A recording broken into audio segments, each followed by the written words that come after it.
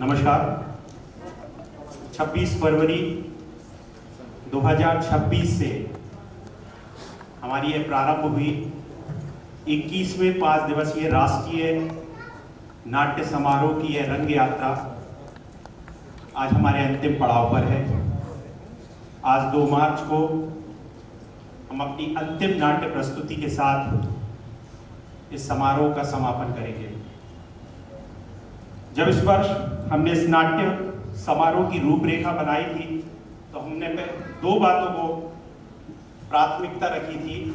एक, राष्ट्रभक्ति, राष्ट्र चेतना को, और दूसरे उन बातों को नाटक के माध्यम से मंच पर लाना जो आज हमारे समाज में कुरीतियों और विसंगतियों के रूप में यहाँ पर फैली हुई है। 4 नाटकों के बाद आज अंतिम दिवस आपकी अपनी संस्था, जिस संस्था को पिछले 34 वर्षों से आप अपने प्रेम, स्नेह, सहयोग से सींच रहे हैं, वह आपके सामने यहाँ पर अपनी नाट्य प्रस्तुति देगी। हमारी आज की नाट्य प्रस्तुति है लोक माता अहिल्याबाई। जब हम लोक माता अहिल्याबाई के बारे में चर्चा करते हैं, उनकी बात करते हैं, तो यह बात तय है कि उन्होंने अपने कार्यों से ना सिर्फ मालवा अंचल में, ना सिर्फ मध्य प्रदेश में, बल्कि पूरे देश में अपना एक नाम स्थापित किया है। उससे बड़ी बात यह है कि यह शख्सियत जो है, जो हमारी लोक माता अहिल्याबाई है, यह नारी शक्ति का रूप है। उस नारी शक्ति का रूप जिसे आज पूरे देश में हर जगह जाना जा रहा है और पहचाना जा रहा है। इसी की को लेकर हमने इस नाटक की रूपरेखा रखी। डॉक्टर संजय चौरसिया द्वारा लिखित यह नाटक, जिसके निर्देशन किया है राजीव अयाची जी ने, और सह निर्देशक की भूमिका निभाई है एडवोकेट अनिल खरे ने। यहाँ जो कलाकार हैं वो सब आपके बीच के हैं। जितने भी कलाकार यहाँ से कभी ना कभी युवा नाट्य मंच से जुड़े रहे हैं, उन्होंने युवा नाट्य मंच में कार्य किया है और यहाँ से जाकर अलग अलग स्थानों पर उन्होंने अपनी भूमिका को आज भी निभा रहे हैं। तो आज भी हमने एक नई पीढ़ी को इस नाटक से फिर जोड़ा है, ताकि यह जो सतत रंग यात्रा है वह आगे बढ़ती रहे। आज राजीव अयाची का मार्गदर्शन हमें मिलता है। हमें ऐसा आशा है कि भविष्य में जो हमारी युवा पीढ़ी है वह भी इसी तरह से नाट्य गतिविधियों को, नाट्य से जुड़ी विधाओं को और सांस्कृतिक विधाओं को आगे बढ़ाती रहेगी। लेकिन इस बड़े सर्कल में इस 35 साल, इस 21वें राष्ट्रीय नाट्य समारोह जो कि कागजों पर है, वह नाट्य समारोह जो कागजों पर नहीं है, उन सबके पीछे जो सबसे ज्यादा रहा है हमारे आप दर्शकगण और आप जैसे लोगों का सहयोग, जिनने हमारे कलाकारों को, हमारे नाट्य मंच को, सभी नाट्य कर्मियों को हमेशा अपना प्रेम, स्नेह दिया है। इसके लिए मैं वैभव नायक पूरे युवा नाट्य मंच परिवार की ओर से आपका हृदय से धन्यवाद ज्ञापित करता हूँ, आभार करता हूँ, अभिनंदन करता हूँ। समापन का दिन है, लेकिन फिर भी शुभारंभ परंपरा अनुसार ही होगा, और उसके लिए मैं चाहूंगा कि जो हमारे प्रतिदिन की परंपरा होती है, माँ सरस्वती की प्रतिमा के समक्ष दीप प्रज्वलन कर और माल्य अर्पण कर, आज हमारे बीच में मौजूद हैं श्री संतोष भारती जी, श्री प्रमोद बजाज जी, राजेंद्र सिंह बग्गा जी, नरेंद्र बजाज जी, अनवर उस्ताद जी, विवेक सेंडे जी, नारी शक्ति के रूप में डॉक्टर प्रेमलता नीलम जी, सुधीर असाटी जी, और हमारे कलेक्टर श्री सुधीर कोचर जी, और मेरे बड़े भाई, हमेशा मार्गदर्शन देने वाले, सहयोग रखने वाले डॉक्टर नरेंद्र दुबे जी। मैं चाहूँगा कि आप सभी यहाँ मंच के दाईं ओर जो माँ सरस्वती हैं, उनके चित्र के समस्त माल्यार्पण और दीप प्रज्वलन के लिए आप आए। सारे नारी शक्ति परिवार की ओर से यहाँ पर दीप प्रज्वलन के लिए अनुरोध करूंगा, क्योंकि लाइट काफी तेज है तो मैं आप लोगों को देख नहीं पा रहा हूँ।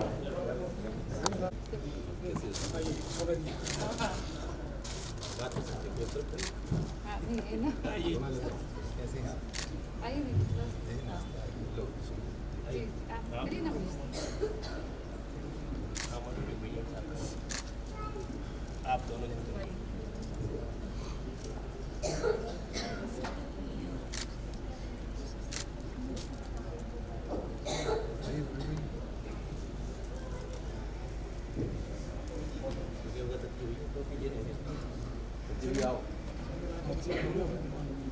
टिकट का नाम बताइए।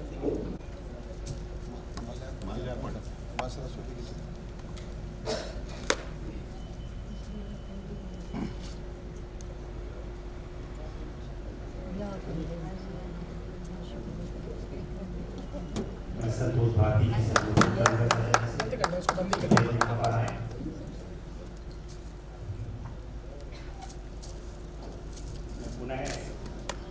नाम बोलना चाहूँगा। संतोष आज हमारे युवा नाट्य मंच के अधिकांश साथी जो प्रतिदिन माल्यार्पण की प्रज्वलन में सहयोग करते थे, वो खुद ही कलाकार के रूप में मंच के पीछे तैयार है, इसलिए हमारी टीम आपको कम दिख रही होगी। हमारी ओर से हम लोगों का अभिनंदन और सबका अभिनंदन, क्योंकि हम दो अवसर है ना,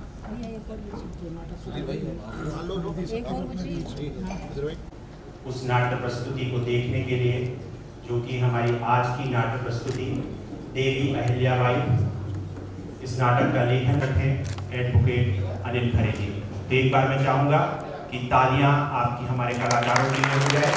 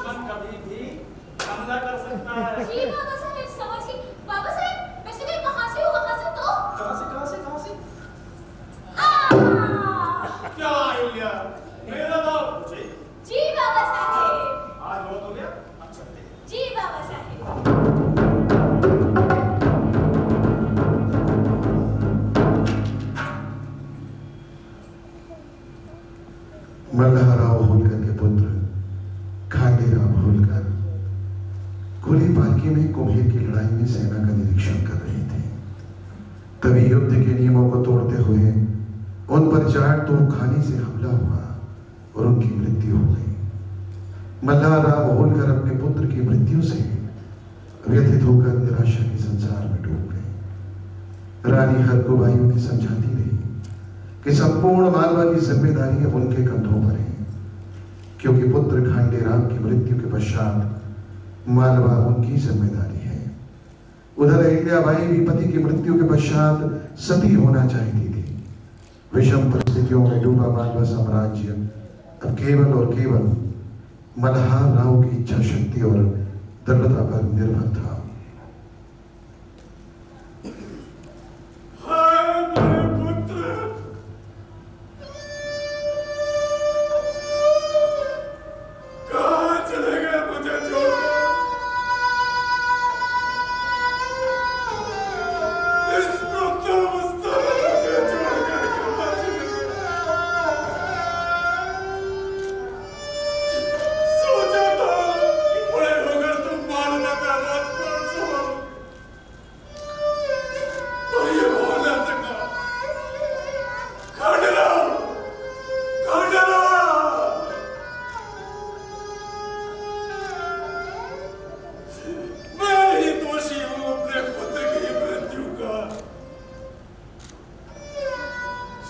यदि मैं उसे अपने साथ न ले जाता तो वो आज जीवित होता। पुत्र खांडेराव, मैं ही दोषी हूँ। मेरे कारण ही मेरा पुत्र मारा गया। सरकार, आप इस तरह दुख में डूबे रहेंगे तो मालवा को कौन संभालेगा? आपको यूं दुखी देखकर हम सबका क्या हाल हो रहा है? तनिक विचार तो कीजिए सरकार। और हम क्या करें? मेरा प्रिय पुत्र मुझसे बिछड़ गया। इस वृद्धावस्था में मुझे छोड़कर चला गया। इससे बड़ा दुख क्या होगा महारानी? हम तो जीते जी मर गए। हाय शिव, ये क्या हो गया? किंतु आप तो जानते हैं ना सरकार, युद्ध के साथ शोक और वेदना तो जुड़ी ही रहती है। भाई, इस राज्य में व्याप्त शोक और असीम वेदना का अपराधी मैं ही हूँ। मेरे कारण ही मेरा पुत्र मारा गया। आप स्वयं को क्यों दोष दे रहे हैं महाराज? यह तो नियति का नहीं, ये मल्हार राव ही दोषी है अपने पुत्र की निर्मम मृत्यु का। यदि मैं उसे अपने साथ न ले जाता तो आज जीवित होता। मैं आपका दोष नहीं करता। वो तो सूरत पर जाट में धोखे से छोटे सूबेदार खांडेराव सरकार पर गोली चलाई। अन्यथा वे तो बड़ी वीरता के साथ युद्ध जीत ही रहे थे। मैं ले ही क्यों गया उसे अपने साथ में? अरे आप कहाँ ले गए सरकार? वो तो छोटे सूबेदार की स्वयं सेना का नेतृत्व करने तत्पर हुए थे। पिछले कई वर्षों से भरतपुर के अजमेर क्षेत्र के जाट राजाओं ने कर देना बंद कर रखा था। कर वसूली कर उन्हें सबक सिखाने तो जाना ही था हमारा। और ये युद्ध देखने का सरकार कर देना तो नहीं, वो तो सेना लेकर युद्ध करने ही जा रहे। ऐसे में युद्ध होना था सरकार। बहुत सरकार, हमने तो कुम्हेर के किले को घेर ही लिया था। बस कुछ ही देर में हमारी जीत निश्चित थी, पर एक गोली ने छोटे सूबेदार जी के सीने को छानी कर दी। काश उस गोली को मैंने अपने सीने पर क्यों नहीं ले लिया। मेरा पुत्र असमय चले गया। हाय पुत्र। इस तरह विलाप करने से तो आपकी सेहत बिगड़ जाएगी सरकार। उधर महारानी गौतमाबाई पुत्र शोक में अचेत सी पड़ी है। इधर आप भी यूं गम में डूबे रहेंगे तो मालवा को कौन संभालेगा सरकार? मालवा आपके विश्वास पर ही खड़ा हुआ है। आपकी वीरता और हौसले का प्रभाव मालवा ही नहीं, अब इसको जयपुर, अजमेर और दिल्ली तक दिखा। आप यदि इस तरह हिम्मत हारेंगे तो मालवा का क्या होगा? आप भी ऐसे उदास और दुखी होंगे तो अहिल्या का क्या होगा? उसे कौन संभालेगा सरकार? उसकी वेदना तो हम सबसे कितनी बड़ी है। अरे इस पर भी तो मेरा विचार कीजिए सरकार। भाई साहब, भाई साहब, भाई साहब, भाई साहब। क्या हुआ सेविका? इतनी घबराई हुई क्यों? भाई साहब, वो अहिल्या कैसे सती होने जा रही है। ये क्या कह रही हो? अहिल्या सती होने जा रही है? नहीं, ये नहीं हो सकता। अहिल्या सती नहीं हो सकती। कहाँ है अहिल्या? कहाँ है? अहिल्या कैसे इधर ही आ रही है सरकार, आपसे अनुमति लेने। नहीं, मैं उसे सती होने की अनुमति कदापि नहीं दूंगा। अहिल्या मेरी बहू नहीं, मेरा दूसरा पुत्र है। खांडेराव तो चला गया, अब अहिल्या को नहीं जाने दूंगा। हाँ सरकार, आपको अहिल्या को सती होने से रोकना ही होगा। सती होना तो किसी भी स्त्री के प्रति अन्याय है सरकार, आपको उसे रोकना ही होगा। हाँ भाई, मुझे रोकना होगा। अहिल्या, पुत्री अहिल्या, अहिल्या, पुत्री अहिल्या। कहाँ हो तुम अहिल्या?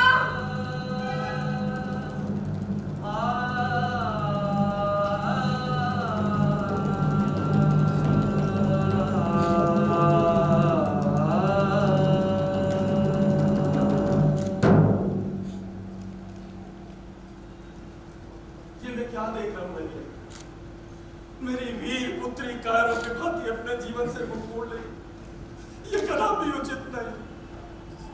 तो बाबा साहब, ये तो हमारी प्राचीन परंपरा है। पति की मृत्यु के उपरांत सती होना ही हमारी नियति है। मुझे अनुमति दीजिए। नहीं, मैं तुम्हें सती होने की अनुमति कदापि नहीं दूंगा।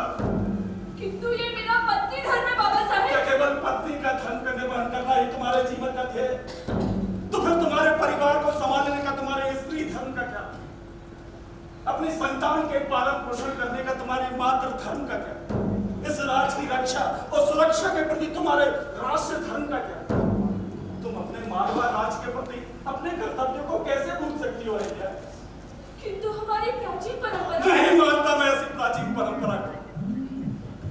एक स्त्री से उसका जीवन छीन लेना तो अन्याय है। और हाँ, जिस इतिहास की तुम बात करती रहते, उस इतिहास में जीजाबाई का भी उदाहरण है। अपने पति शाहजी राजे की मृत्यु के उपरांत सती होने को आतुर हो गई थी माता जीजाबाई। तब उनके पुत्र शिवाजी ने उन्हें स्वराज संकल्प का स्मरण कराते हुए सती होने से रोक दिया था। और उसी का परिणाम रहा गौरवशाली महाराज शिवाजी का मातृ। और आज भी मालवा राज्य के प्रति तुम्हारा संकल्प स्मरण कराना चाहता हूं। ये मालवा राज्य अब तुम्हें ही संभालना है। छोटे सूबेदार जी के समय चले जाने के उपरांत हम मेरे जीवन का प्रयोजन ही क्या रह गया? छोटे सूबेदार जी की रक्षा नहीं कर पाए तो राज्य की रक्षा करने की अपेक्षा तो बेईमानी है ना बाबा साहब। मुझे जीवित रहने का कोई अधिकार नहीं, कोई अधिकार नहीं। यूं मैं छोटा नहीं करते अहिल्या। खांडेराव के जाने का दुख क्या हमें नहीं है? सरकार की ओर देखो, कल से निरंतर विलाप भी किए जा रहे हैं। विलाप न करूं तो क्या करूं? एक जवान पुत्र की मृत्यु पर यह बूढ़ा पिता और कर भी क्या सकता है? कितना भागा हूं मैं। ऐसा ना कही सरकार, देखिए ना, अहिल्या जैसी बहू होना भी तो हमारा और मालवा का भाग्य ही है। अब तुम ही तो हमारी आशा हो अहिल्या। इस मालवा का भविष्य अब तुम्हारे ही हाथों में है। सती होने की हट छोड़ दो अहिल्या, छोड़ दो। यदि तुम ये हट नहीं छोड़ो तो मैं अपने प्राण त्याग दूंगा, पर मालवा को टूटते बिखरते नहीं देख सकता। नहीं, नहीं बाबा साहेब, ऐसा मत कहिए।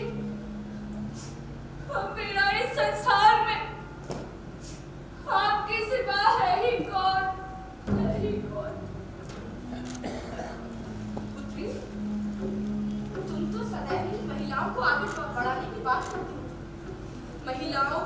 वेशभूषा के साथ सैन्य प्रशिक्षण देना तुम्हारे ही निर्णय से संभव हो सका।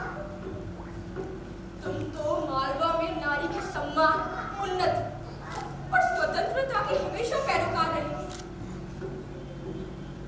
दूसरों के प्रति अन्याय को न सहने वाली अहिल्या आज स्वयं के साथ ये अन्याय कैसे कर सकती?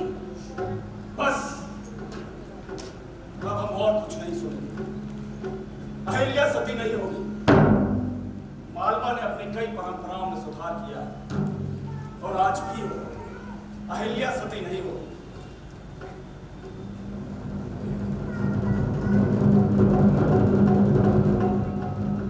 पुत्री अहिल्या, यह मालवा राज्य अब तुम्हें संभालना है। यहाँ की राज की रक्षा करना और यहाँ की प्रजा के लिए तुम्हें जीवित रहकर उनकी सेवा करना है। सती होकर सबको अनाथ करना है।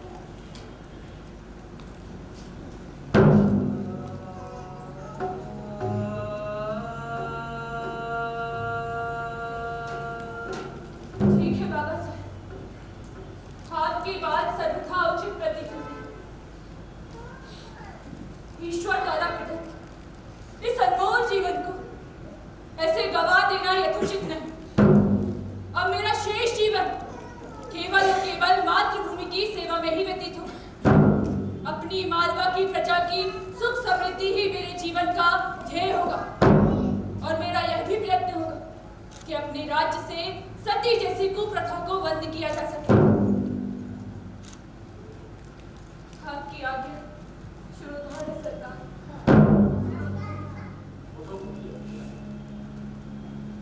शिव तो हमेशा तुम्हारे साथ। तुम्हें याद है जब पहली बार मैंने तुम्हें बहुत छोटी पेड़ के नीचे बैठकर भजन करा, कितनी सुरीली आवाज है। जीवन के इस अंतिम पड़ाव में तुम क्या भजन मुझे सुनाना चाहते? जी बाबा साहब, शिव तो सदैव ही मेरे साथ, किंतु बचपन में मेरे साथ विट्ठल थे।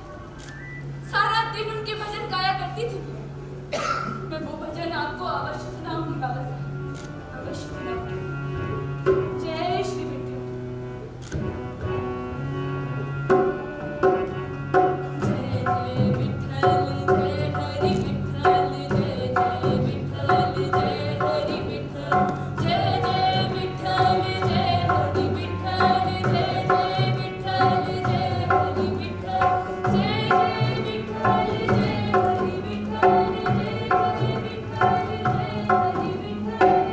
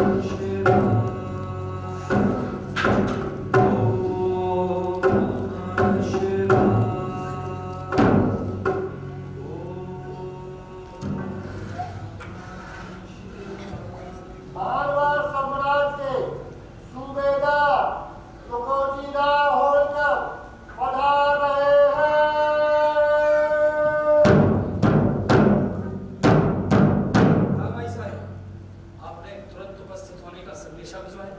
कहिए क्या है? तो खोजी, हमें आप पर तनिक भी संदेह नहीं, किंतु हमें यह सुनने में आया है कि आपने बिना हमारी अनुमति के श्रीमंत सरकार के कहे अनुसार नारोगणेश को दीवान बना दिया और अब श्रीमंत सरकार के कहे अनुसार ही कार्य कर रहे हैं। ये नितांत सत्य है ऐसा है। बड़े सूबेदार मल्हारराव सरकार के विश्वास पर मैं पूरी तरह कायम। मालवा के प्रति मेरी निष्ठा कभी फूट नहीं सकती। और ऐसा है, मैंने तो सदैव आपको माता स्वरूप यह विश्वास किया। हमें आप पर विश्वास नहीं, ऐसा नहीं, किंतु राजकाज में अनेक ऐसी परिस्थितियां प्रत्यक्ष हो ही आती ना चाहकर भी संदेह उत्पन्न होने लगता है। आप विश्वास रखें ऐसा है। आज पुनः मैं संकल्प पूर्वक कहता हूं कि मेरी पूर्ण निष्ठा मालवा और आपके प्रति ही है और सदैव रहेगी। इसे कोई श्रीमंत सरकार अथवा अन्य प्रलोभन टिका नहीं सकेगा। हमें आपसे यही उम्मीद है। तो कुछ संदेह को अविश्वास में परिवर्तित होने से पहले उसे स्पष्ट कर लेना आवश्यक है। इसलिए हमने आपसे सीधे बात करना उचित समझा। आपसे बात करके हमारा संदेह दूर हो गया। आभार ऐसा है। मेरी योग्य कोई आज्ञा हो तो बताइए। तो कुछ हमें जानकारी मिली है कि हमारी सेना को वेतन नहीं मिल रहा। इस कारण अनेक अधिकारी रुष्ट और व्यथित हैं।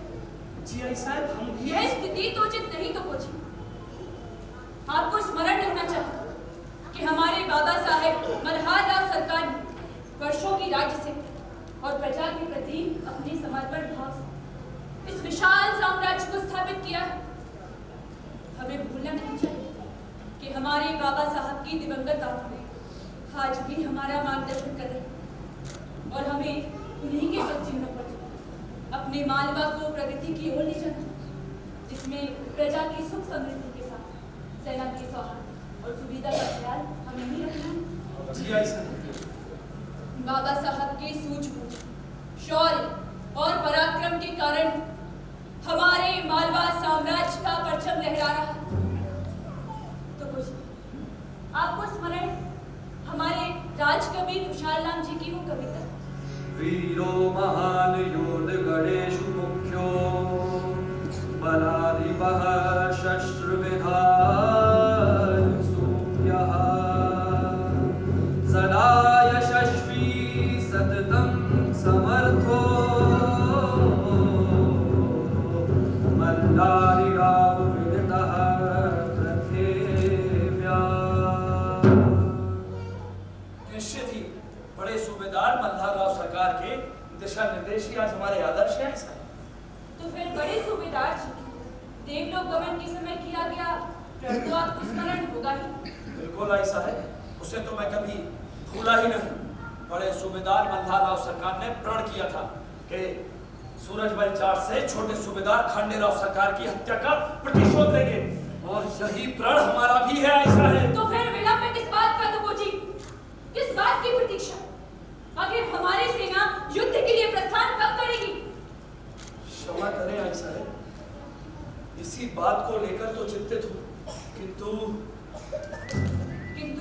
क्या? तो जी ऐसा है, सेना की समस्या दूर करने और युद्ध की तैयारियों के लिए छोटे सूबेदार से कई बार मिलने का प्रयत्न किया, किंतु बात क्या है? तो कुछ स्पष्ट बताइए।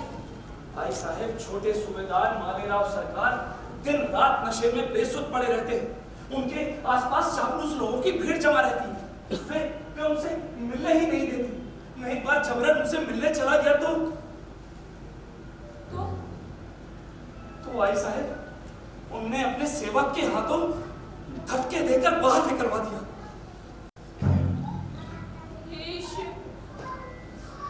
कैसे संभाले अपने पुत्र और अपने प्रिय मालवा? मालेराव की स्थिति तो दिन प्रतिदिन बिगड़ती ही जा रही। कहीं हमारे विरोधी इसका लाभ उठाकर हम पर हमला न कर दे, यही डर हमें सताता रहता है। आप दुखी ना हो। ऐसा है, मेरे होते आपको चिंता करने की आवश्यकता नहीं। मैं प्रयत्न कर रहा हूँ कि युद्ध की तैयारियों को गति दी जाए और सैनिकों को उनका वेतन समय पर मिल जाए। आपसे ही उम्मीद है हमें। जी ऐसा। आपसे ही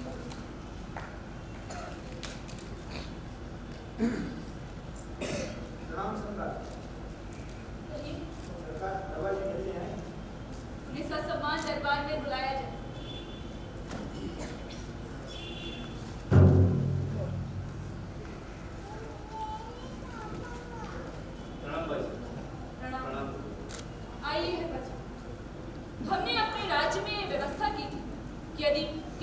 राजकाज से कोई कष्ट, परेशानी या शिकायत हो तो वे हमें सीधे पत्र लिख सकते हैं। जी बस, इसके अच्छे परिणाम आ रहे हैं। आज भी कुछ पत्र आए तो शीघ्र ही पढ़कर बताइए कि उनमें क्या लिखा है। जो पहला पत्र खरगोन से है भाई साहब।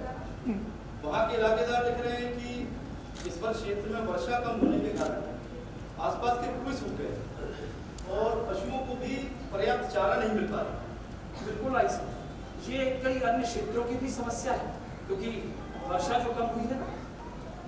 यह स्थिति तो निश्चित ही चिंतनीय है। राजकीय कोष से कुओं को अधिक से अधिक गहरा करने के आदेश दिए जाए ताकि भूमि जल कुओं में पहुंच सके और आम जन को पानी मिल सके। साथ ही साथ आसपास के खेतों को चरनोई के लिए छोड़ने के आदेश भी दिए जाए जिससे पशुओं को पर्याप्त चारा मिल सके।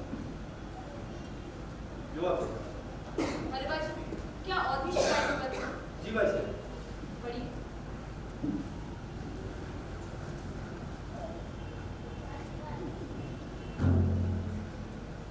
क्या हुआ हर बाजी?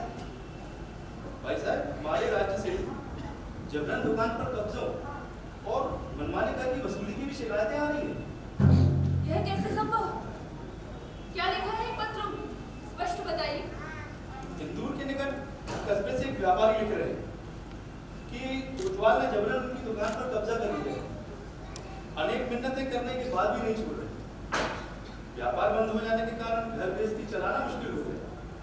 इसी प्रकार का एक पत्र शेगांव से पाया है। वहाँ के तालुकेदार मनमानी कर की वसूली कर रहे हैं।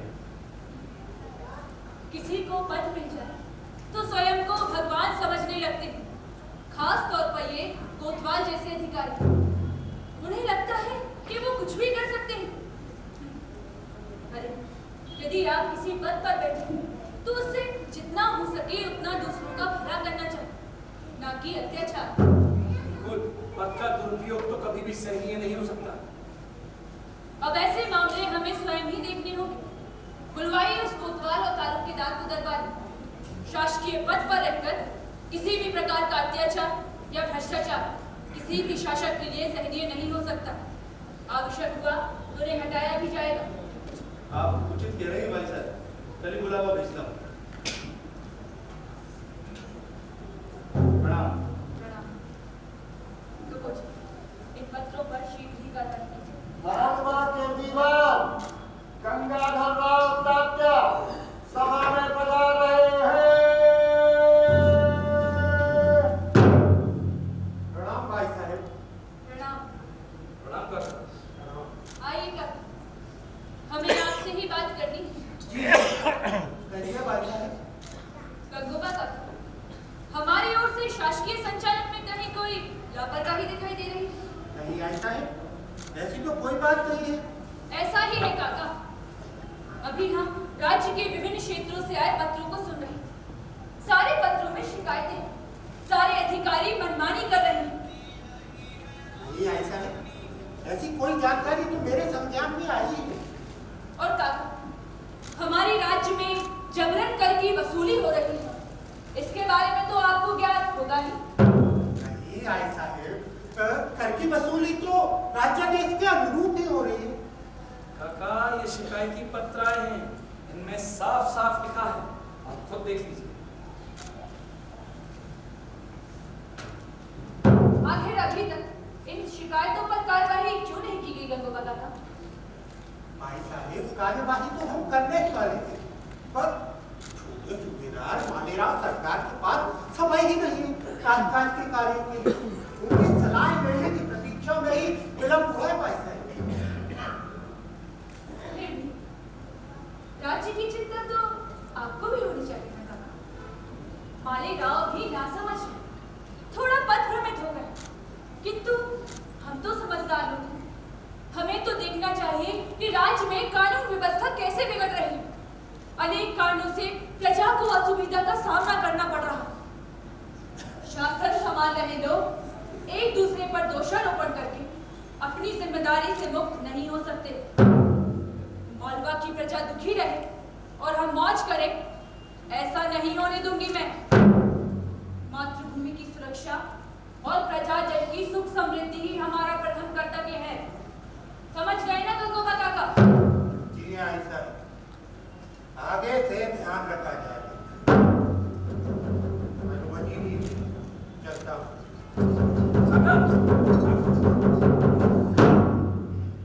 आई साहेब, आपने काका को रुष्ट कर दिया। वे वैसे भी आजकल हमारी नीतियों के विरुद्ध ही कार्य कर रहे हैं। कहीं ये विरोध बढ़ ना जाए। ऐसा है सत्य और सेवा के मार्ग पर चलने वालों को सदैव ही विरोध का सामना करना पड़ता है, किंतु मुझे कोई परवाह नहीं। विरोध पर नियंत्रण करना आता है मुझे। समय ने सब सिखा दिया है। आप चिंतित ना हों। सत्यता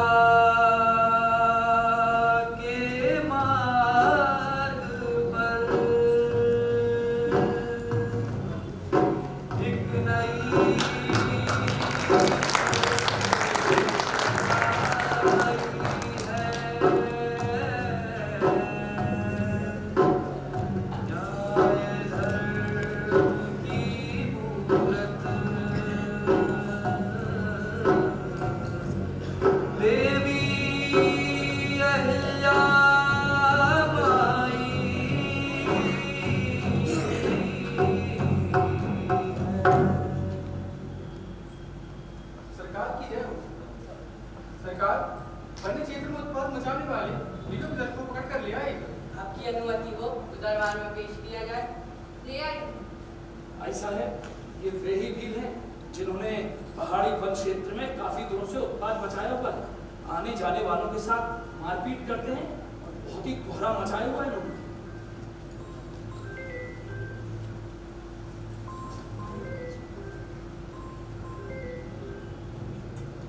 कौन है तुम्हारा सरदार? जी सरकार, मैं ही हूँ इनका सरदार। बड़ा गर्व है तुम्हें सरदार बनकर। अरे, किसी दल का नायक होने का अर्थ होता है उस दल को सही मार्ग दिखा, सन्मार्ग पर ले जाओ, किंतु तुमने तो इसके विपरीत ही आचरण किया।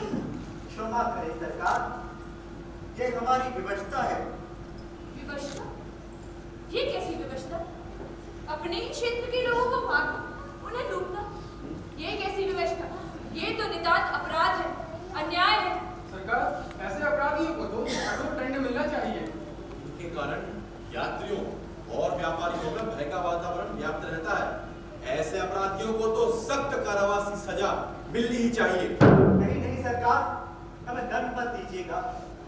परिवार के पालन पोषण की मजबूरी नहीं होती तो कभी भी लूटपाट जैसा कार्य नहीं करते सरकार।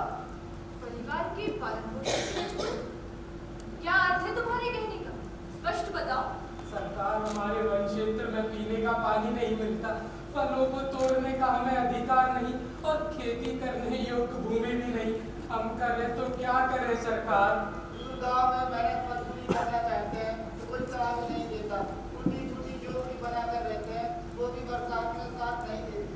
अब तो कोई हमें बच्चा भी नहीं मिलता सरकार। हमारी बात का भूखे मर रहे हैं। परिवार का पालन कैसे करें सरकार? क्या ये सही कह रहे हैं? जी ऐसा है। जांच के दौरान हमें कुछ ऐसी जानकारी प्राप्त हुई, किंतु इसका अर्थ तो ये कदापि नहीं कि ये लूटपाट करें। इन्होंने अपराध अवश्य किया है, किंतु एक शासक का यह प्रथम कर्तव्य होता है कि वह सबको न्याय दे। और हमें लगता है कि इन्होंने जो कुछ भी किया अपनी जीवन यापन की व्यवस्था बची। यदि इन्हें पर्याप्त सुख सुविधाएं मिल जाए तो ये निश्चित ही लूटपाट नहीं करेंगे। क्यों, सही कह रही हूँ ना मैं? जी सरकार, ऐसा होगा तो कभी भी लूटपाट जैसा घिनौना कृत्य नहीं करेंगे। विश्वास कीजिएगा सरकार। हाँ सरकार, हम कभी भी लूटपाट नहीं करेंगे। हमें क्षमा कर दीजिएगा सरकार। तो जी, इनके वन क्षेत्र में आवश्यक कुएं, बावड़ियां एवं तालाब बनवाए जाए। बिल्कुल ऐसा है। इन सभी के लिए खेती के लिए भूमि भी आवंटित की जाए और इनके लिए बस्तियों में मकान भी बनवाए जाए।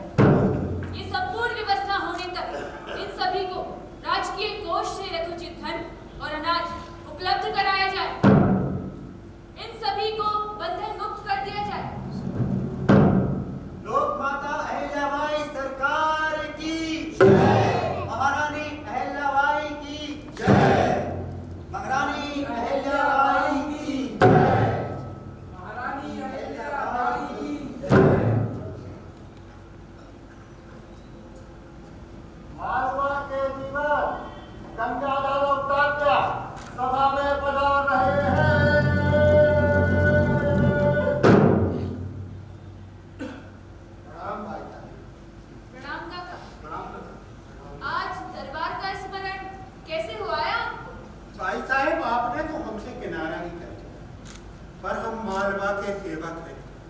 मालवा की सेवा करते रहेंगे। आपने स्वयं ही अपने कार्यों से हमारा विश्वास खोया है काका, किंतु आपके परिवार की मालवा के प्रति वफादारी को देखते हुए हमने आपके सम्मान को पूर्ववत रखा। इसके लिए हम आपसे आभारी। और ये देखिए, कभी तो आपको प्रसन्न करने वाला समाचार लेकर आए। ऐसा क्या ले आए हैं? भाई साहब, राज्यादेश के अनुरूप मैंने अपना कार्यभार ग्रहण करते राज्य भर से कर वसूली का कार्य प्रारंभ कर दिया। इतनी बड़ी धनराशि हमें करने से प्राप्त हुई।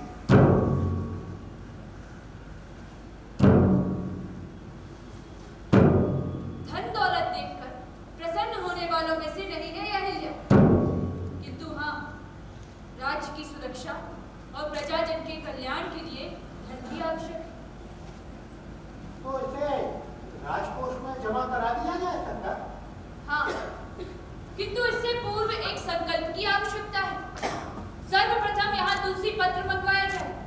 सैनिक, कुछ तुलसी पत्र लेकर आओ। तो कोची, इस संपूर्ण कर वसूली की व्यवस्थित जांच की जाए, इसकी पूर्ण व्यवस्था की जाए। आवश्यकता होने पर हम स्वयं यह सुनिश्चित करेंगे कि यह कर वसूली नियमानुसार हुई है, इसकी पूर्ण व्यवस्था की जाए।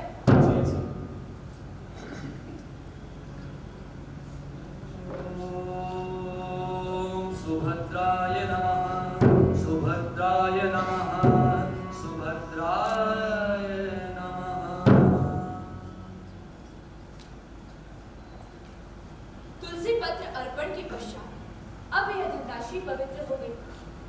गंगोबा का आपने यह धनराशि मेरे समक्ष प्रस्तुत की, किंतु तुलसी पत्र अर्पण के पश्चात अब यह धनराशि प्रभु की हो गई। अर्थात अब यह धनराशि प्रभु इच्छा से ही उपयोग की जाएगी। कहना क्या चाहती हैं आयशा है? यह धनराशि प्रजा से एकत्र की गई, इसका उपयोग भी प्रजा हित के कार्यों में ही किया जाएगा।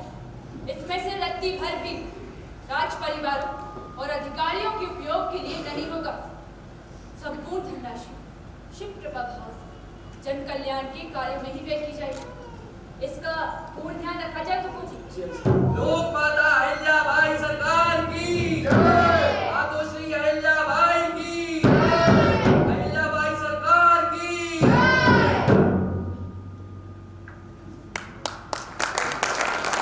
समय का चक्र खांडेराव होलकर और उनकी बहादुर पत्नी अहिल्याबाई होलकर के एकमात्र पुत्र श्रीमंत सूबेदार मालीराव होलकर भी अस्मयी मृत्यु हो जाने से अहिल्याबाई टूट गई थी। वे स्वयं को असहाय महसूस कर रही थी। वे राजपाट छोड़ देना चाहती थी। मालवा राज्य पर संकट के बादल मंडरा रहे थे और अहिल्याबाई थी कि संसार से मुक्ति चाहती थी।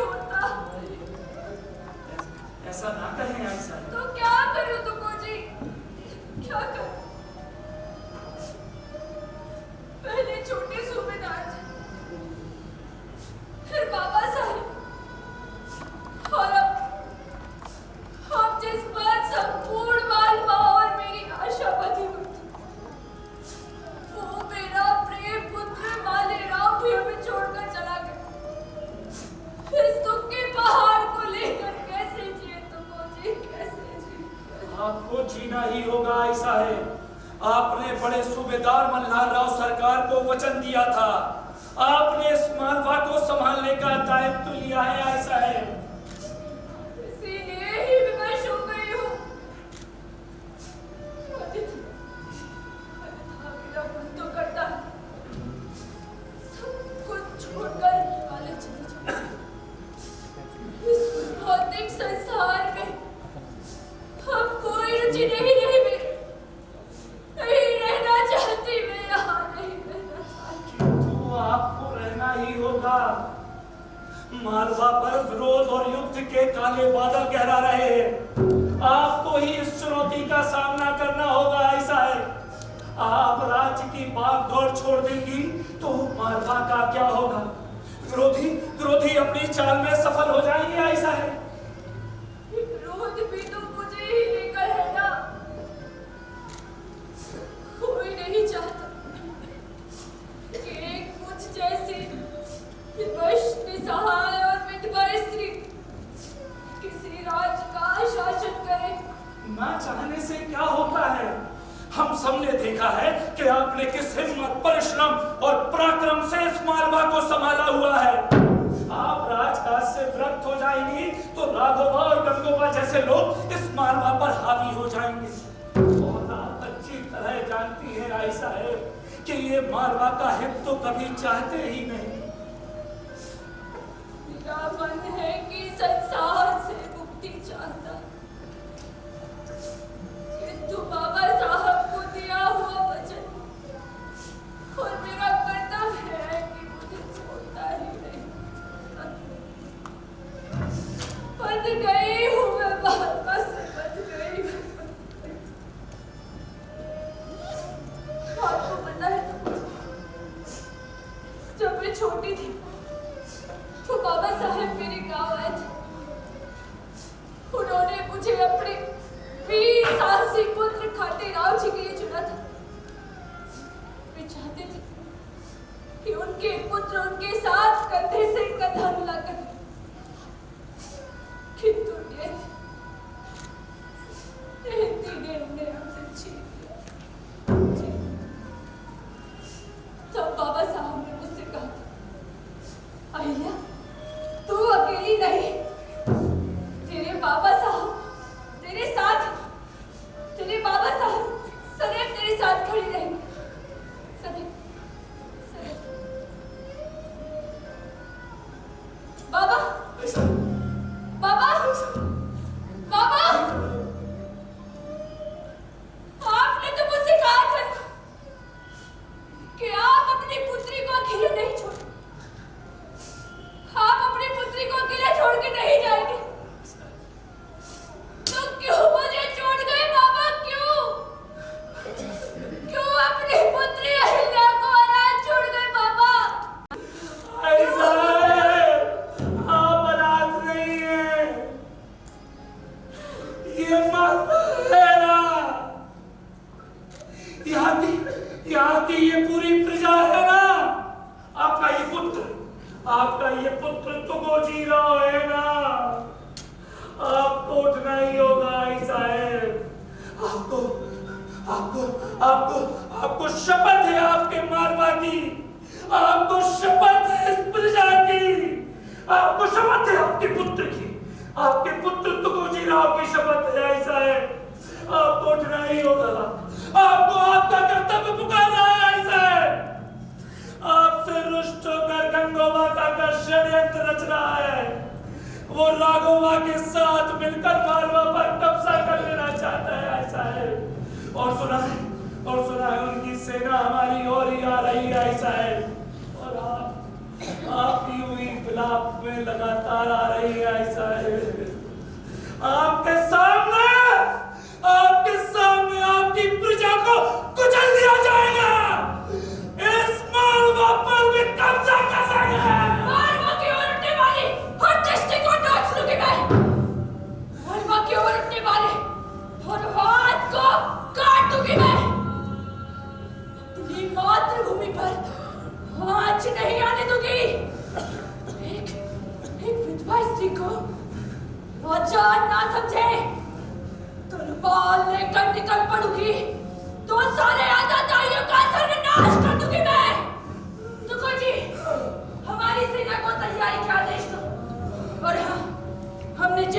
शस्त्र विद्या सिखाई है, उनका भी एक तन बना। स्त्री कोमल है, भावुक है, संवेदनशील है, किंतु उसे कमजोर समझना बड़ी भूल है। हर हर महादेव! पत्र लिखिए उस नपुंसक राघवा को तो पूछी कि मालवा की स्त्री शक्ति आ रही है उसका सामना करने। हर हर महादेव! हर हर महादेव!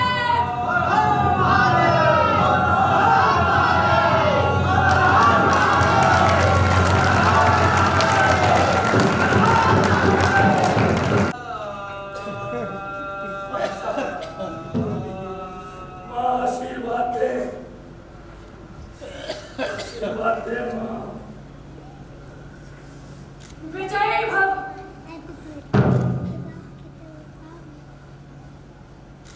हर हर महादेव! हर हर महादेव! हर हर महादेव! हर हर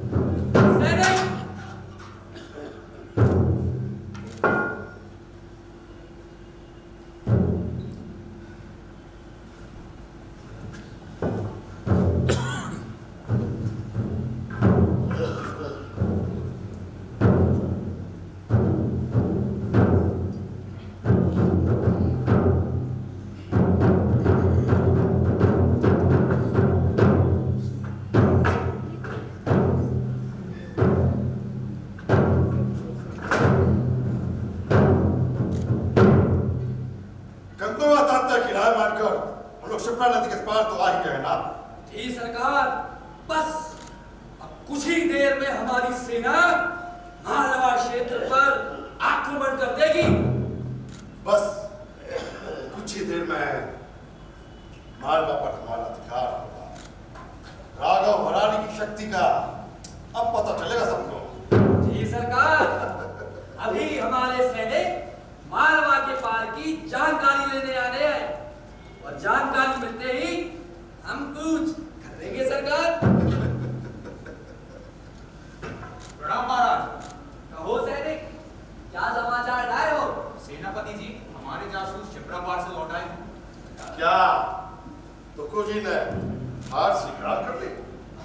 महाराज ऐसा कुछ नहीं है। हमारे जासूसों ने बताया है कि उस पार मालवा की सेना की भारी हलचल दिख रही है। प्रतीत होता है कि तुकोजी राव अपनी चतुरंगी सेना के साथ वहां डेरा लगाए हुए हैं। ओ, यह कैसे संभव है? हाँ, संभवतः उन्हें हमारे आने की भनक कहीं से लग गई होगी।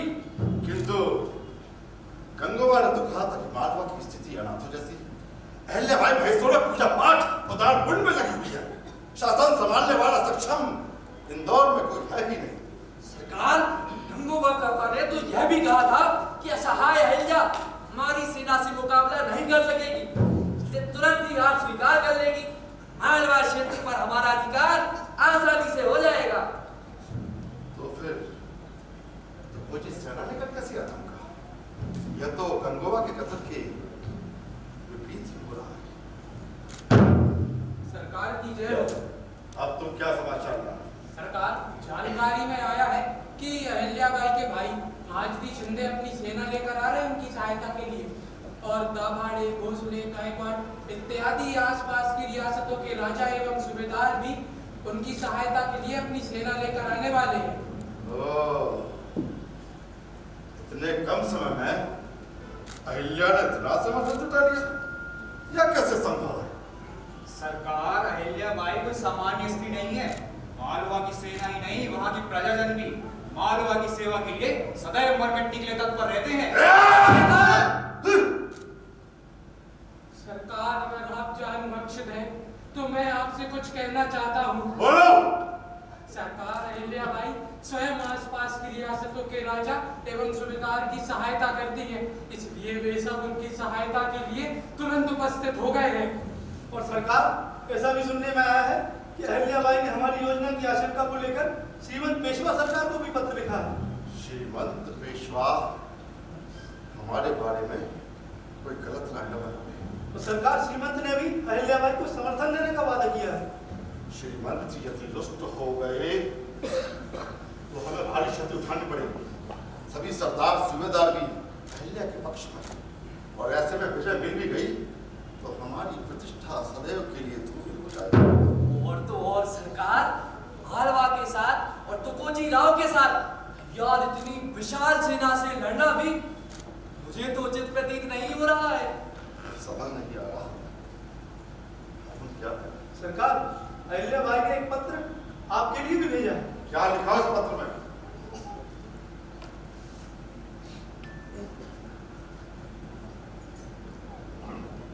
आदरणीय राघोबा को अहिल्याबाई का अभिवादन। ऐसा सुनने में आया है कि आप और आपकी सेना मालवा पर आक्रमण करने वाले हैं। यदि आप मालवा पर आक्रमण करते हैं तो आपका सामना मालवा की स्त्री शक्ति से होगा। ऐसे में इतिहास आपको दो बातों के लिए याद रखेगा।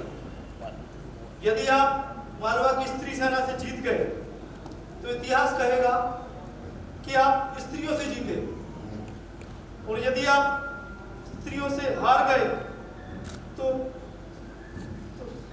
रुक क्यों गए? आगे बढ़ो।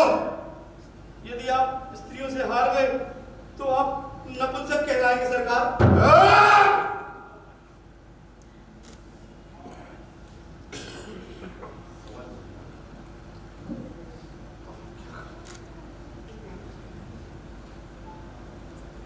प्रणाम सरकार। अब तुम क्या समाचार लाए? सरकार, मालवा के सूबेदार तुकोजी राव होलकर जी आए हैं। तुकोजी राव यहाँ इस समय? सरकार, कहीं वे युद्ध की चुनौती देने तो नहीं आ रहे हैं? अब हमें नहीं करना कोई युद्ध, और युद्ध की बात भी नहीं करनी। हमें बात को करना होगा। जी सरकार। हाँ जी सरकार। हम क्या कहेंगे सरकार? हम ये कहेंगे, छोटे सूबेदार माले राव के निधन पर शोक संवेदना व्यक्त करने आए हमारे। जी सरकार। मेरे लिए क्या है सरकार? जाओ जाओ, तुकोजी राव को सम्मान पूर्वक भेज दो। जी सरकार। तुकोजी राव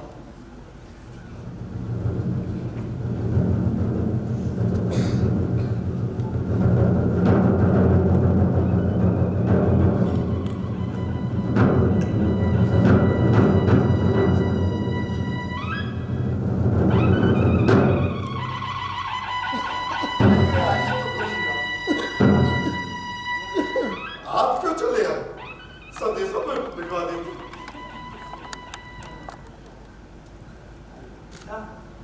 संदेशा भिजवा देते, संदेशा भिजवा देते।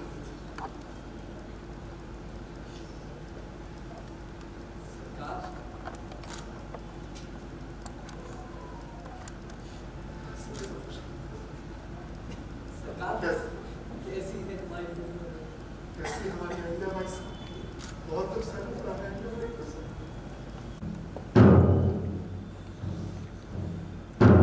ओह, संवेदनाएं व्यक्त करने आए हैं। हाँ,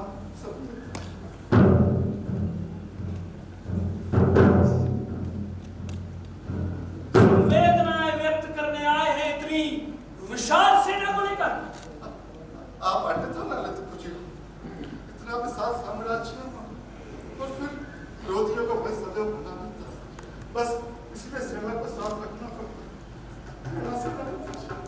जी सरकार, अब कोई भी कभी भी अचानक हमला कर दे तो बचाव के लिए कुछ सैनिक तो होने चाहिए ना सरकार।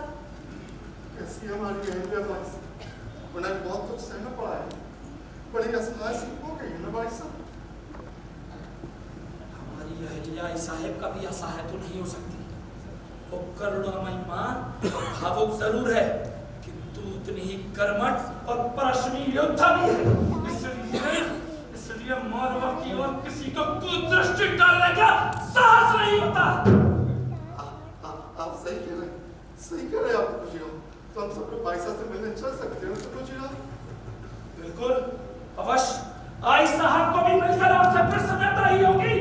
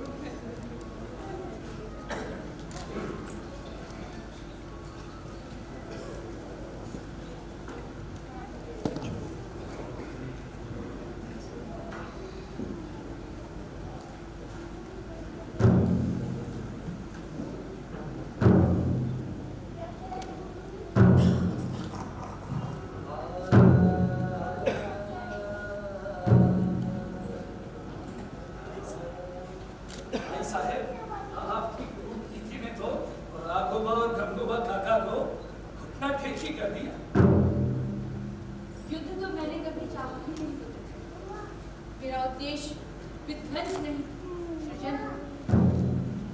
लोक माता अहिल्याबाई सरकार की जय। कला पुजारी माता श्री अहिल्याबाई की जय। हम सबकी उद्धारक अहिल्याबाई की जय। प्रणाम ऐसा है, प्रणाम। बैठिए।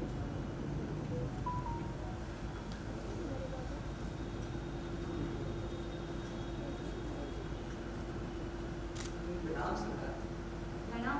भाई साहब, ये एक बहुत प्रसिद्ध कवि है और इनका कंठ बेहद मधुर है। आप जानते हैं? जी ऐसा है। आप परिचित हैं? मेरा नाम अनंत नंदी है। मैं छोटे मोटे काव्य की रचना करता हूँ, तो वही उनमें से एक आपके सामने प्रस्तुत करना चाहता हूँ। बिल्कुल, हम भी आपका काव्य सुनने के लिए आते हैं। सुनाइए।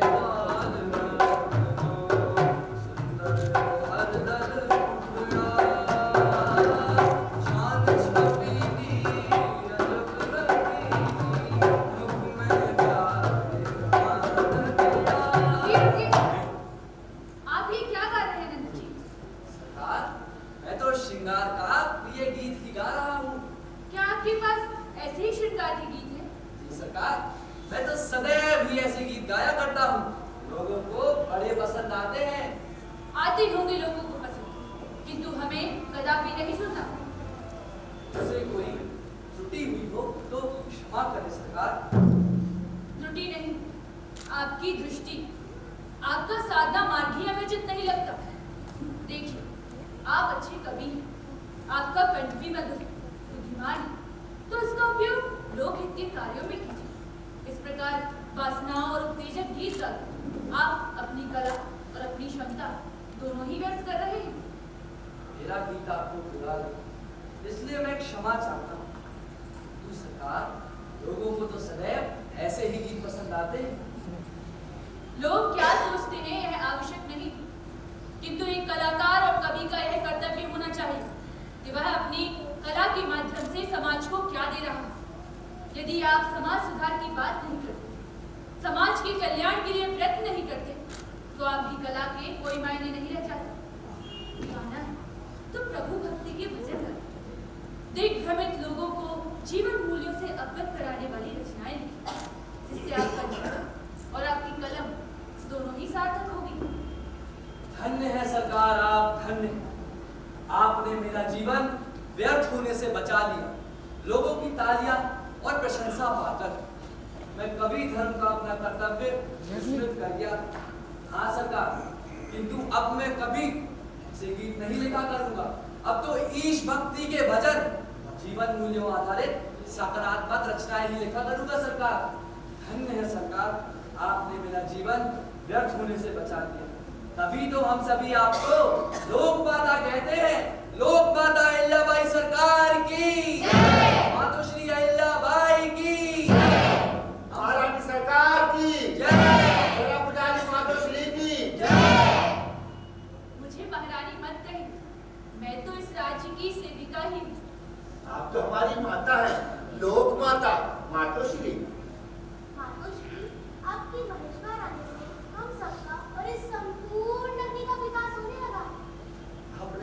हम बेघर बुनकर परिवारों के लिए घर बनवा कर बसाया और हमारी कारीगरी को मान दिया है सरकार। निर्मल नर्मदा के पावन तट पर बसकर महेश्वर में आना तो मेरे लिए आध्यात्मिक सुख का ही कारण रहा। नर्मदा के तो कण कण में शंकर है और ये शिव की ही महिमा है, जिनकी कृपा ने मुझे यहाँ आने पर विवश कर दिया। बिल्कुल ऐसा है। महेश्वर पौराणिक महत्व के साथ साथ ऐतिहासिक दृष्टि से भी महत्वपूर्ण है। यहाँ चालोक परमार जैसे वंशजों की गौरवशाली परंपरा रही है और मां नर्मदा के तट पर स्थित ये तीर्थ स्थल मानो साक्षात शिव का भान कराते हैं। जय शिव शंभू। जय शिव। और आपने तो इस दिव्य भूमि को हमारी कर्म भूमि बनाकर हम सबका उद्धार ही कर दिया है मातोश्री। ऐसा है, आपसे कुछ महिलाएं भी मिलने आए। कहिए। प्रणाम आयशा। प्रणाम। कहिए।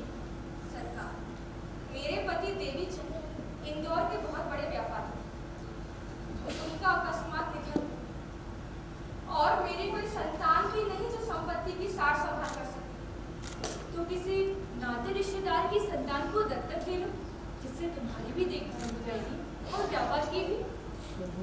आपकी बात उचित है मातोश्री, किंतु इस संसार में किस पर विश्वास करूं समझ नहीं। भौतिक स्वार्थ और लालसा ने मनुष्य से मानवीय संवेदना तक कुछ नहीं लिया। कौन साथ देगा अथवा अपना ही हिस्सा देगा, कुछ कहा नहीं जा सकता। तो तुम क्या चाहती हो? मेरी जो भी धन संपत्ति है वो मैं आपको सौंप देना चाहती हूँ मातोश्री। किंतु मुझे क्यों? इसीलिए मातोश्री कि हम जानते हैं आप प्रजा हित के लिए दिन रात जतन करती रहती हैं। आपने मजदूरों, भीलों, आदिवासियों और अनाश्रितों को भी बहुत उपकार किए हैं। आप कौन है बहन? आपकी क्या समस्या है? समस्या कोई नहीं मातोश्री, मैं भी इस बहन की तरह हूँ। मेरे पति भी बड़े जागीरदार थे, अद्भुत संपत्ति छोड़ गए हैं और अब संपूर्ण धन संपत्ति मैं भी आपको सौंपना चाहती हूँ। देखिए बहन, आप जानती हैं कि मुझे धन दौलत की कोई आवश्यकता नहीं। आप जो धन मुझे देना चाहती हैं उसका उपयोग जन कल्याण के कार्यों में ये आपकी भी इच्छा है और मेरी भी यही मंशा है। किंतु मेरा आपसे एक निवेदन है कि आप यह धनराशि राजकोष में देने की बजाय स्वयं ही इसका सदुपयोग करें। जहाँ आवश्यक हो वहाँ कुएं बनवाएं, बागड़ियाँ बनवाएं, धर्मशाला निर्माण करवाएं। ऐसा है, आपने धन के के सदुपयोग का सर्वोत्तम तरीका बताया। हमारे पास एक और भी उत्तम तरीका है। आप चाहें तो इस धन का उपयोग स्वयं को स्वावलंबी बनाने में कर सकती हैं। स्वयं स्वावलंबी बने और हमारे आसपास के लोगों को भी बनाए। आपने सत्य कहा मातुश्री। मैं अपने इस धन का उपयोग अपने जरूरतमंद भाई बहन स्त्रियों को स्वावलंबी बनाने में अवश्य करूंगा। धन्य है आप और धन्य है ये बात, आप जैसा कुशल शासक पाप। हाँ बहन, हमें अपने इसी भाव के साथ अपनी मालवा को आत्मनिर्भर और स्वावलंबी बनाना। हमारे मालवा का प्रत्येक व्यक्ति स्वावलंबी हो, यही हमारा कर्तव्य और यही हमारा लक्ष्य है, जिससे वे अपने राष्ट्र के निर्माण में अपना योगदान दे सकें। लोक माता अहिल्याबाई सरकार की जय। कला पुजारी अहिल्याबाई सरकार की जय।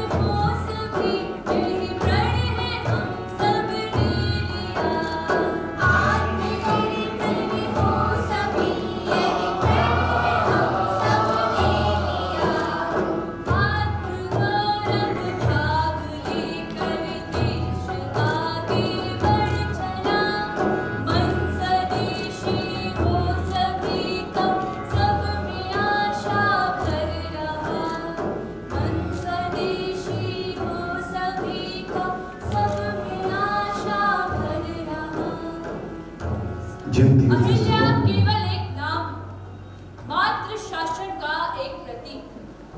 हम सबका यह समन्वित लक्ष्य होना चाहिए कि समाज के हर वर्ग का सर्वांगीण विकास, स्वावलंबन का रास्ता सभी मिलकर तय करें। राष्ट्र का विकास ही हमारे जीवन का लक्ष्य है।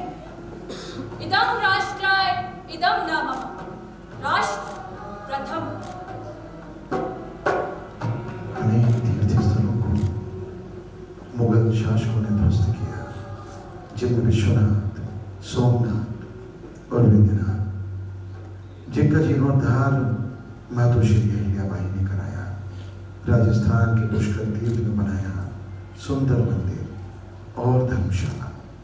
श्रीनाथ की नगरी नाथद्वारा में भी मंदिर और कुएं बावड़ी बनवाए। लोक माता कला पुजारी मातोश्री अहिल्याबाई की 300 वर्षों की इस यात्रा को आज हम सब अनेक संदर्भों में याद करते हैं। लोक माता अहिल्याबाई की पुण्य स्मृति को सादर नमन।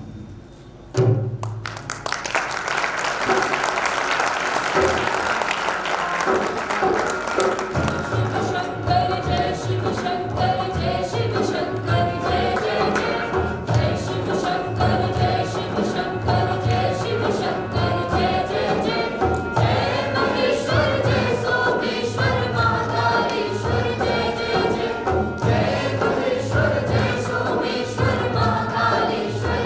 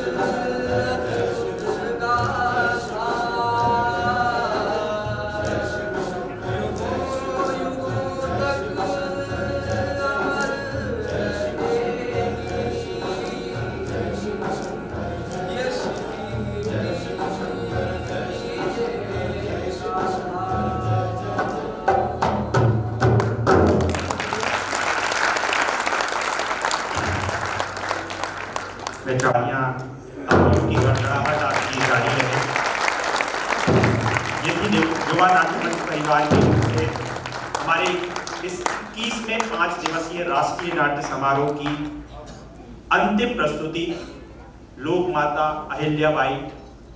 मैं सभी कलाकारों से चाहूँगा कि वो मंच पर ही रहें और हमारी जो बैकड्रॉप टीम है जो मंच के पीछे रहकर हमारे लगातार सहयोग करती है, अमृता जी मैं अनुरोध करूँगा कि आप भी यहाँ पर आ जाएं। मैं हमारे हम सब के गुरु जिन्हें मैं महागुरु कहता हूँ उन्हें मैं सबसे अंत में आमंत्रित करूँगा, लेकिन मैं चाहूँगा कि हमारे ये जो पूरे कलाकार हैं उनके लिए एक बार और आपकी तालियां इसलिए बजनी चाहिए क्योंकि पिछले 4 दिवस से लगातार जो हमारा मूल ध्येय है कि जब हम आपको अलग अलग स्थानों से आए हुए टीम को हर सुविधा हर सहयोग देना ताकि उनकी परफॉर्मेंस हमारे दमोह जिले में कहीं पर भी कमतर नहीं होनी चाहिए, इसलिए हम पहली प्राथमिकता उन्हें देते हैं। मैं चाहूँगा कि राजीव व्याची जी को यहाँ आमंत्रित करने के पहले मैं चाहूँगा कि इस नाटक के जो सह निर्देशक हैं एडवोकेट अनिल खरे जी, मैं बाकी की भी जो हमारे नाट्य मंच की जो टीम है जिनको मैं यहाँ से देख नहीं पा रहा हूँ, कुछ लोग इस नाटक के समय बीच व्यवस्थाओं को संभालने भी रहते हैं, वो भी मंच पे आ जाए। हेमू भाई अगर आप हमें सुन रहे हैं तो आ जाएं, और भी हमारे जो लोग हैं बिना किसी भी यहाँ पर आ जाएं। मुझे बोला गया है कि आज के कलाकारों के जो परिचय की जिम्मेदारी है वो हमारे आज के नाटक के जो सह निर्देशक हैं एडवोकेट अनिल खरे, इनके लिए भी एक तालियां मैं चाहूँगा। वो सभी कलाकारों का परिचय इस मंच से कराएं।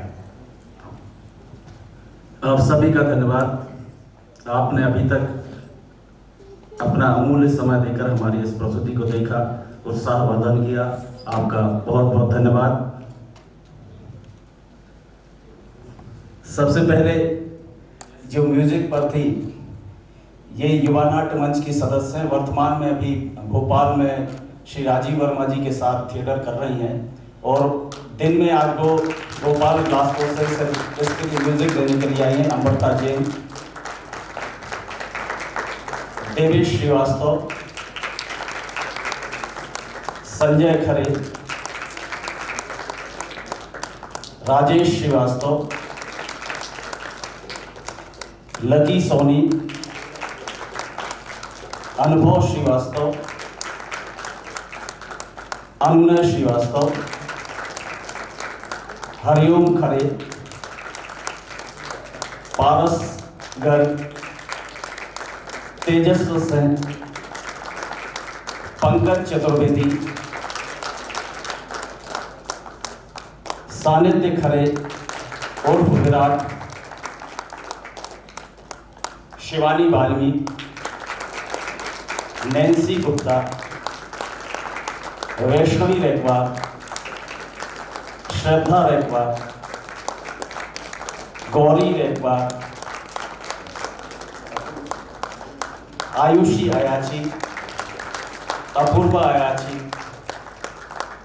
ऋषि खरारे, नयन खरे, देवांश राजपूत, हेमंत सिंह चंदेल और हमारे संस्था के कोषाध्यक्ष राजबहादुर अग्रवाल। और इन 5 दिनों में जो इन नाटकों की भूमिका आप तक पहुंचाई और इस मंच से संचालन का काम किया, पत्रकार वैभव नायक और एडवोकेट भी हूँ। हमारे जो इस नाटक के निर्देशक हैं श्री राजीव अयाची जी, उनसे भी निवेदन है कि आप मंच पर आ जाएं। अनिल दादा के लिए भी ये पात्र के रूप में भी हैं, इनके लिए भी मैं चाहूँगा तालियां।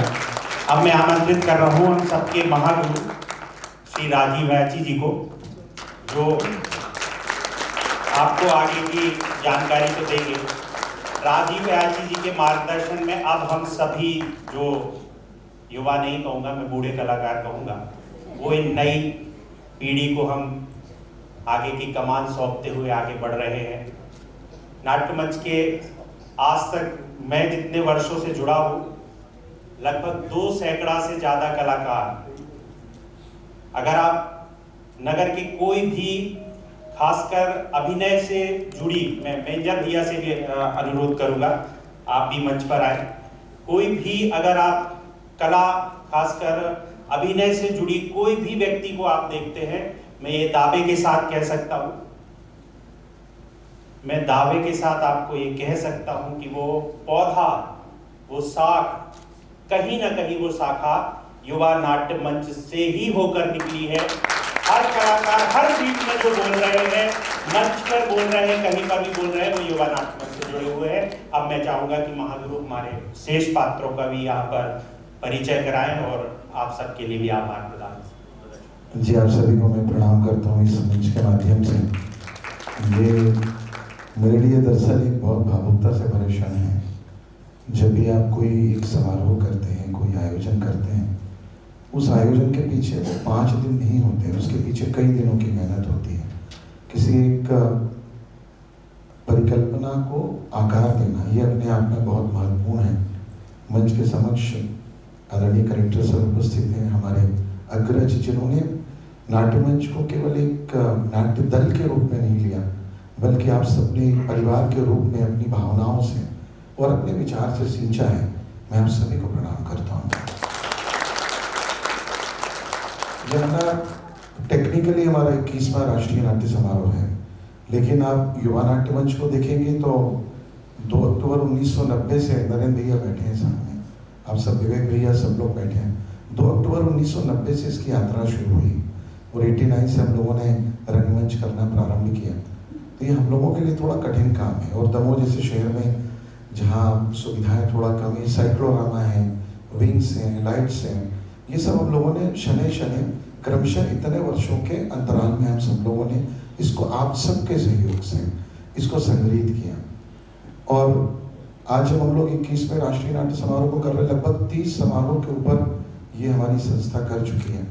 तो आप पूरे बुंदेलखंड को देखेंगे, महाकौशल अंचल को देखेंगे, तो मुझे ऐसा लगता है, चूंकि इसलिए नहीं कि युवा नाट्य मंच दमोह की है, लेकिन हम सबके लिए गौरव की बात है कि एक बड़ी रंगकर्मी की संस्था के रूप में युवा नाट्य मंच आप सबके बीच में है।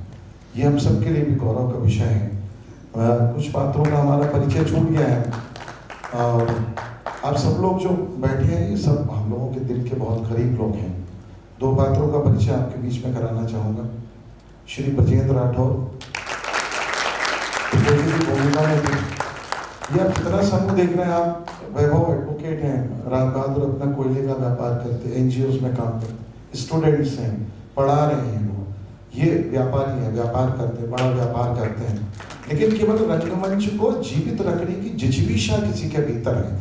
इस हेतु ये इस युवा नाट्य मंच से जुड़े हैं, तो ये मेरे लिए भी गौरव का विषय है। और हाँ, और जो हमारी आज की इस पूरे नाटक की सूत्रधार, जिनके ऊपर ये पूरी कथा केंद्रित थी, अहिल्याबाई होलकर के सुश्री दीक्षा सिंह, जितना अच्छा इनका कंठ है, इनका गला है, उतना अच्छा ये अभिनय भी करती हैं। और ये टीम जैसे हमारे बीच में से अमृता जी आई, ये भोपाल से केवल इसलिए आई कि मेकअप कर दें, क्रैप लगा दें, क्योंकि अनिल इनको डांटते रहते हैं, एडवोकेट अनिल खरे जी कहाँ गए, अनिल इनको डांटते रहते हैं, तो ये वहाँ से आए, क्योंकि इनकी संस्था के प्रति इनका एक जुड़ाव है। अनिल खरे जी हमारी संस्था के संस्थापक सदस्यों में से एक।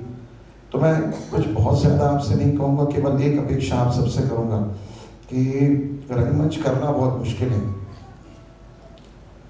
मुझे भी एग्जैक्टली नहीं पता कब तक करूँगा, लेकिन एक अच्छा सर ने, करेक्टर सर ने अभी माननीय मुख्यमंत्री जी 2 करोड़ रुपए सैंक्शन कर गए हैं सर, तो इस मानव भवन के उन्नयन के लिए, और आदरणीय कलेक्टर साहब का विशेष रूप से उनका योगदान है।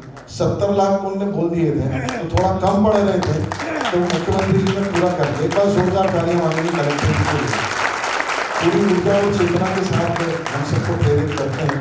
मैं आज के इस अवसर पर हमारे दमोह जिले के आप सभी सम्मानित सुधी दर्शकों के प्रति विशेष रूप से कृतज्ञता ज्ञापित करता हूं कि रंगमंच के इस आंदोलन में आप सब भी अपनी आहुति देते हैं। यज्ञ है, इस यज्ञ में आप सब अपनी अपनी थोड़ी थोड़ी आहुति देते हैं। हम सब कलाकारों का मनोबल बढ़ाते हैं, हौसला अफजाई करते हैं। जिला प्रशासन का मैं विशेष रूप से आभार व्यक्त करना चाहूँगा इस कार्यक्रम को सफल बनाने में, नगर पालिका परिषद, पुलिस प्रशासन और ख़ासतौर से हमारे पत्रकार बंधु, प्रिंट और इलेक्ट्रॉनिक मीडिया के हमारे वे बंधु जो अपनी कैमरे की आँख से और अपनी कलम की ताकत से हमारी इस सांस्कृतिक चेतना को पूरे देश में पहुंचाते हैं, उन सबके प्रति मैं कृतज्ञता ज्ञापित करता हूँ।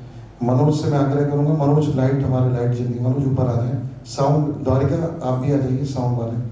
ये मनोज हैं, ये आप मान के चलिए पूरा लाइट ये करते हैं, ये जबलपुर से हमारे बीच में आते हैं सेवाएं देने के लिए।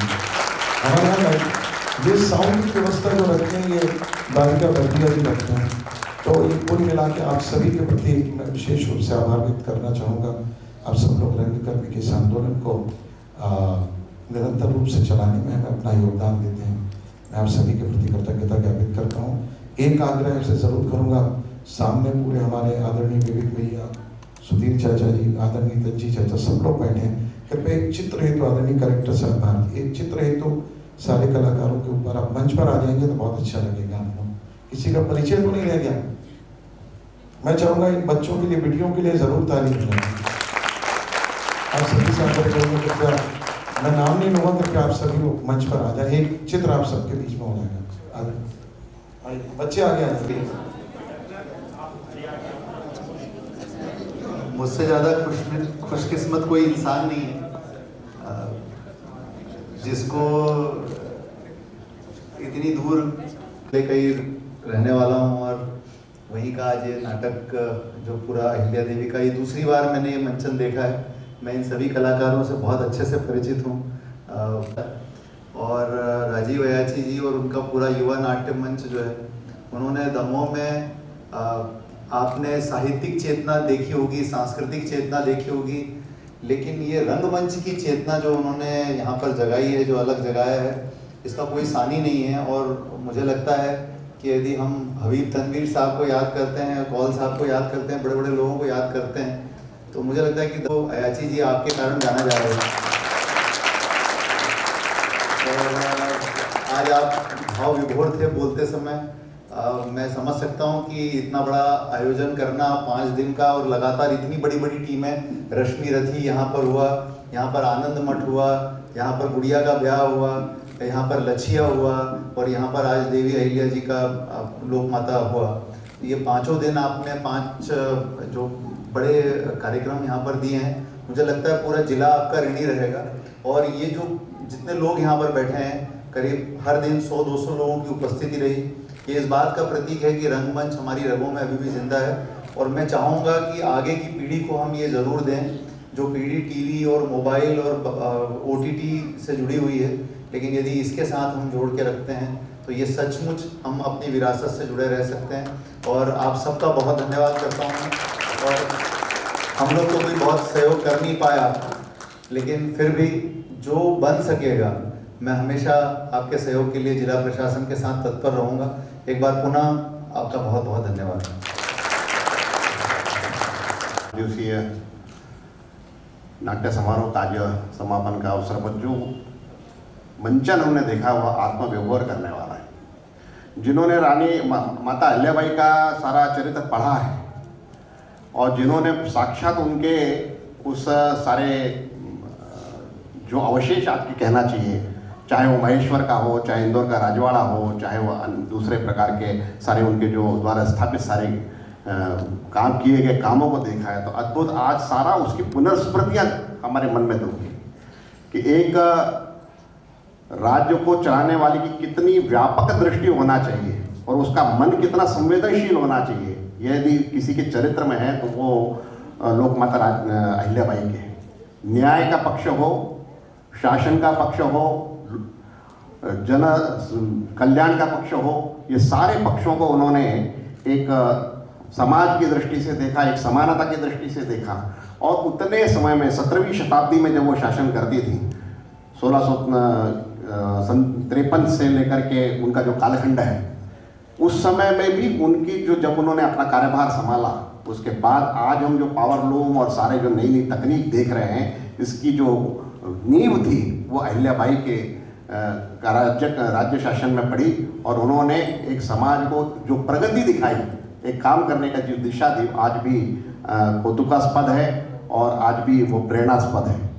मैं राजीव अयाची जी के इस किए गए सारे आयोजन में जो उन्होंने अपने को खपा देने की उनकी जो वृत्ति है कि वो सब कुछ भूल जाते हैं। परिवार में इतने विपरीत परिस्थितियां होने के बाद भी जो उनको निकट से जानता है, उनके परिवार को जानता है, उसको अनुभव होगा कि अपने परिवार की सारी विकट परिस्थितियों में से भी उन्होंने सारा कुछ रंगमंचों को दिया है। और ऐसे व्यक्ति जो रंगमंच में अपने काम के प्रति इतना स्नेह करते हैं, इतना जिसके प्रति पूरा डेडिकेशन जिसके मन में होता है, वही कोई जीवन में कुछ काम खड़ा कर पाता है। नाट्य मंच का आज जो कुछ भी स्वरूप हम देख रहे हैं 35 वर्षों में, वह केवल और केवल एक हमारे राजीव अयाची और उनके द्वारा खड़े किए गए इतनी लंबी चौड़ी जो टीम है उनका आज सब किया हुआ यह काम है। और ये मैं बहुत बहुत शुभकामना देता हूँ यहाँ उपस्थित सारे समाज के जो लोग हैं उनकी ओर से। जो कुछ भी बन पड़ेगा हम सब उनके साथ खड़े हैं। जिस स्वरूप में वो हम लोगों का सहयोग चाहते हैं उस स्वरूप में हम उनको सहयोग देने के लिए तैयार हैं और कोई बहुत अच्छी दृष्टि लेकर के चल रहे हैं कि भविष्य में उनके बाद एक नई पीढ़ी भी सब काम को करे। ये मैं बहुत बहुत शुभकामनाएं देते हुए अपनी बात को